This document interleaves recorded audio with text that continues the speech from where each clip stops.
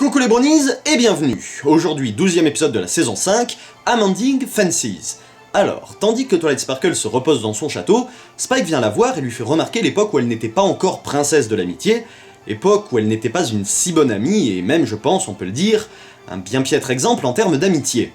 Ça rappelle à Twilight Sparkle ses anciennes relations, qui datent de la première saison, et étant très mal face à cela, elle décide de retrouver ses anciennes amies, afin notamment de se faire pardonner, mais également pourquoi pas de renouer les liens d'amitié avec ces dernières. Ça va pas trop mal se passer au début, étant donné que la plupart de ses amis en fait ont relativement bien tourné la page, même s'il y a eu quand même le coup d'être parti sans avoir dit au revoir ou prévenu qui que ce soit.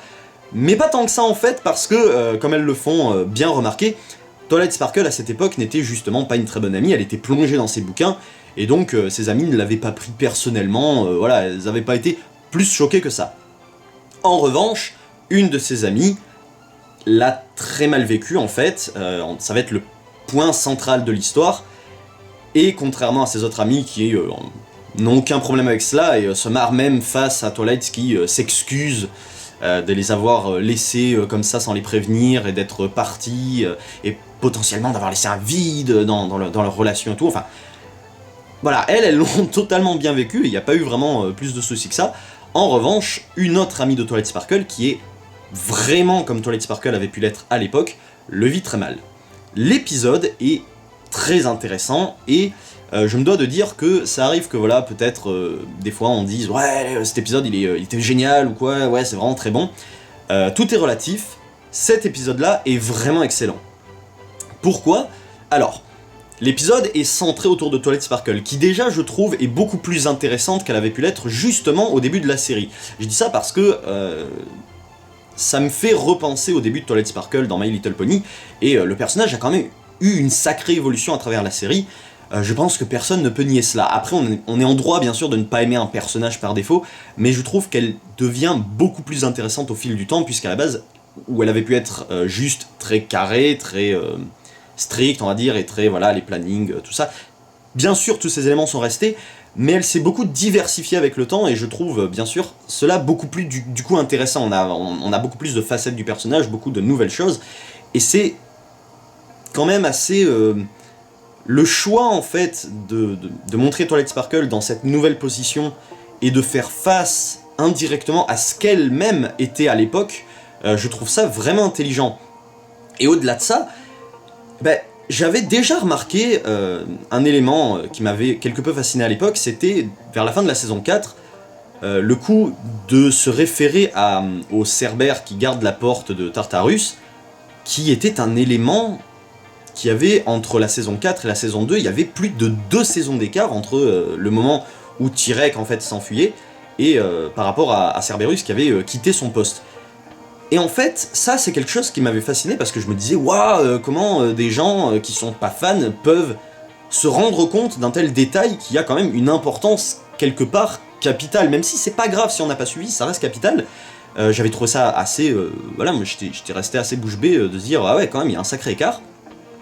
Là, c'est très impressionnant de voir que ça fait déjà plusieurs fois que dans cette 5e saison, on revient sur des éléments de la première, mais on ne peut pas prévoir. L'histoire se focalise sur des éléments du premier épisode de la première saison, donc les anciennes amies de Twilight Sparkle qu'on avait vu quelques secondes, sur lesquelles je vais revenir dans quelques minutes, et en faire une histoire, faire tout un truc autour de ça, je trouve ça très fascinant, très intelligent, surtout que ça, ils peuvent pas avoir prévu ça dès le début, c'est pas possible. Mais c'est vraiment bien joué, et toute l'histoire qui est amenée est super intéressante, parce que c'est vraiment un retour sur ce qu'était Twilight à l'époque, donc ça crée vraiment le contraste de son évolution, et justement celui envers son autre ami, Moondancer. Pour en venir au centre de l'épisode, déjà pour ça, donc je trouve ça vraiment fascinant et assez impressionnant de voir à quel point la série est de plus en plus... joue de plus en plus à ce niveau-là sur c'est pas des références, mais sur des souvenirs des anciennes choses. Enfin, rappeler et revenir sur le tout premier épisode et en faire une histoire autour, c'est-à-dire les conséquences, en fait, c'est vraiment intéressant, surtout que c'est complètement cohérent de montrer le premier épisode et les conséquences que ça a eu 4, donc c'est bon la 5e saison, donc je sais pas si je dois dire 4 ou 5 saisons après, en tout cas bien plus tard, et de voir en fait les conséquences, tout ce qui a été laissé en plan, c'est vraiment intéressant. Pour ce qui est de la trame, donc, on retrouve les amis de Twilight Sparkle qui sont Minuet, Twinkle Shine et Hearts Lemon Hearts.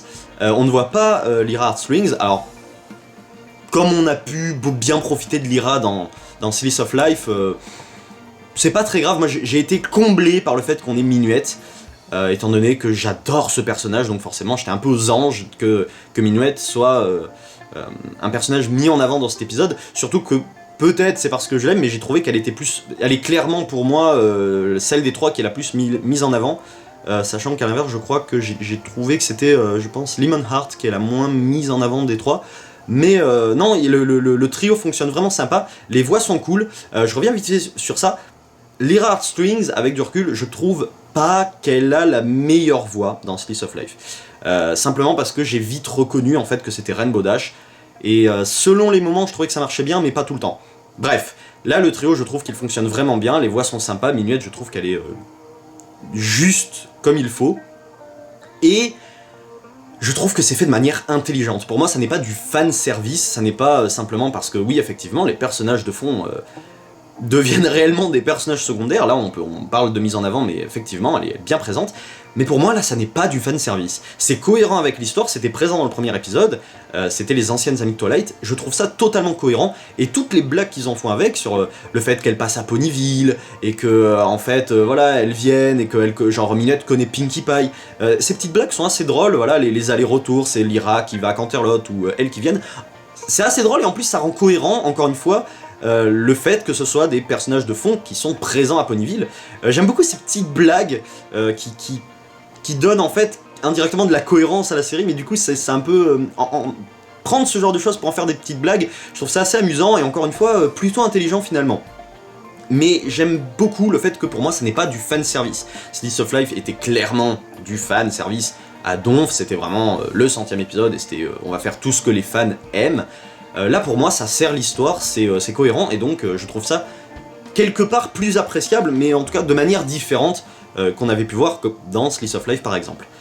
Du coup, pour l'histoire des conséquences, toute la mise en jeu de l'histoire je la trouve vraiment sympa, là je trouve ça vraiment intéressant, on revient aux origines de la série, carrément on revient sur voilà, le premier épisode, à l'ancienne demeure de Twilight Sparkle qui du coup n'a jamais été en fait, a été laissée telle quelle, ce genre de choses auxquelles, moi j'avoue, je sais pas si des gens y ont pensé, mais ouais, j'avais pas pensé au fait que non, elle est partie, et cet endroit est resté fermé tel quel, rien n'a bougé, voilà, le livre des prophéties est toujours là, avec un gros tas de poussière, même le cadeau de Spike, jusqu'au cadeau de Spike, c'est toujours là, il a pas bougé.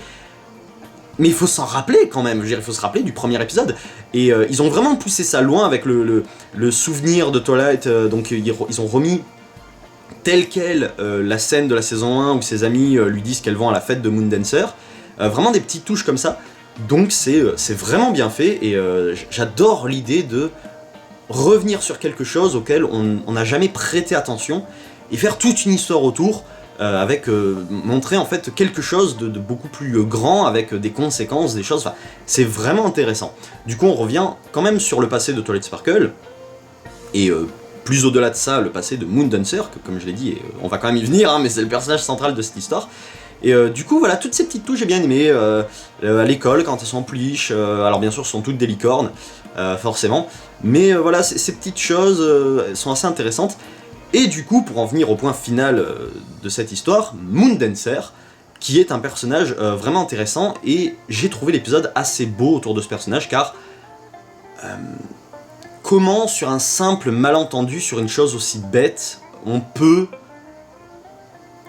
Comment, des fois, certaines choses aussi simples, basées sur, voilà, un simple malentendu, quelque chose qui, aux yeux de certains, aux yeux de Twilight Sparkle dans l'histoire, ça ne paraît pas très important, elle n'en a même pas conscience, mais pour Moondancer, ça va être un événement capital, entre guillemets, de sa vie, en tout cas très important, ça va être représentatif, parce que Twilight Sparkle est clairement sa meilleure amie, elles sont dans le même univers, elles sont dans le même monde, voilà, elles adorent étudier, et donc ça va vraiment lui faire un coup très violent.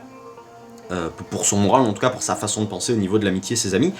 Et du coup, avoir cette idée que là où Twilight Sparkle, le moment où Twilight va pouvoir comprendre l'amitié, et en tout cas changer à ce niveau-là, elle va lancer son ami Moondancer dans la direction opposée, celle dans laquelle elles étaient plongées, Twilight également, celle de le fait d'étudier. Et d'ailleurs, un truc qui m'était venu à l'esprit, une petite...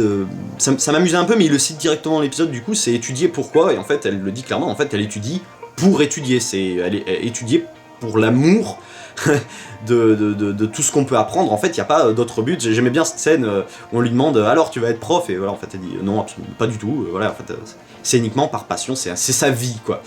Et je trouve ça très intéressant de représenter ce contraste entre là où Twilight Sparkle est allé et tout. C'est vraiment génial parce que ça en dit long sur l'évolution de Twilight Sparkle, et indirectement c'est assez... j'ai trouvé ça assez beau, assez quelque peu triste autour de Moondancer, de voir à quel point, voilà... parce que je trouve ça assez vrai, parfois dans la vie, de voir à quel point, sur un simple malentendu, une chose assez simple, on peut créer une confusion et atteindre des choses beaucoup plus graves, sans même que les autres en aient forcément conscience. Du coup, autour de Moondancer, voilà, elle est plongée dans tout ce qui est études, et Twilight va tout faire pour s'excuser auprès d'elle, puisque bon, là où elle a eu aucun souci avec ses autres amis, Moondancer va s'avérer être quelqu'un de beaucoup plus difficile à atteindre.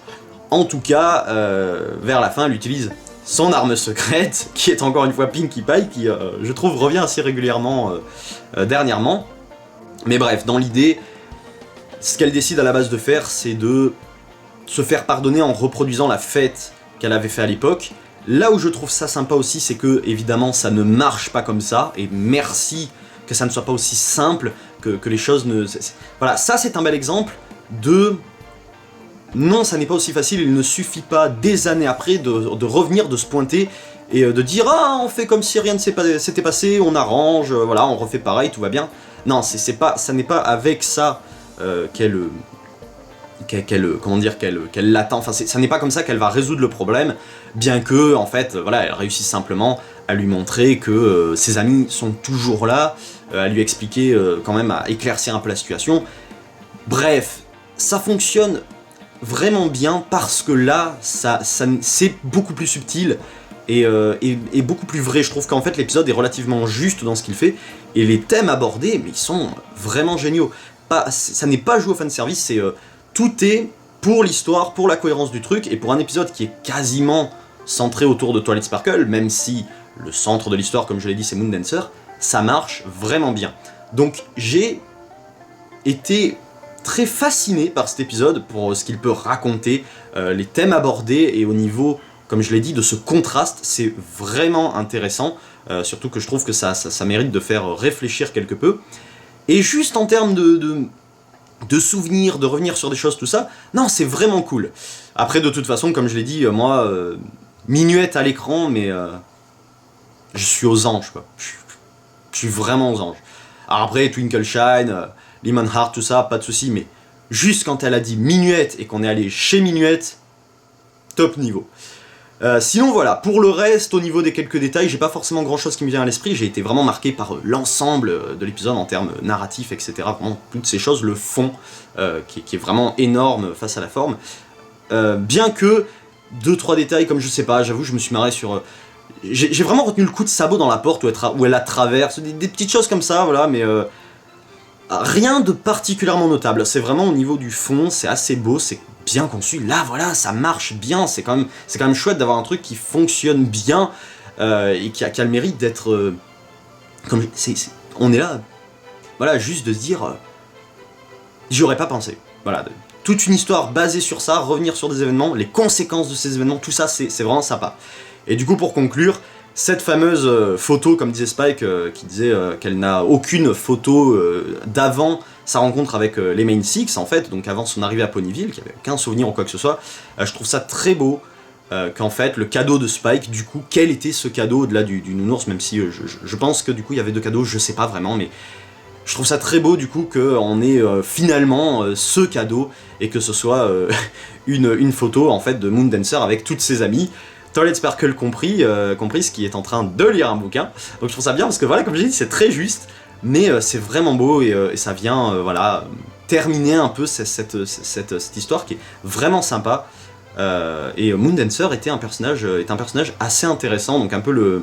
C'est vraiment un équivalent de Twilight Sparkle, ça se voit, la coupe est ressemblante, les mèches, etc. Mais voilà, bel épisode qui fonctionne très bien, qui est très intéressant, top niveau. Donc voilà, c'est à peu près tout pour Amending Fences. J'ai vraiment adoré, mais là, vraiment, c'est très bien dosé, comme je l'ai dit. Du coup, voilà. Je vous souhaite une bonne journée, je vous dis à la prochaine, et d'ici là, n'oubliez pas, restez vous-même!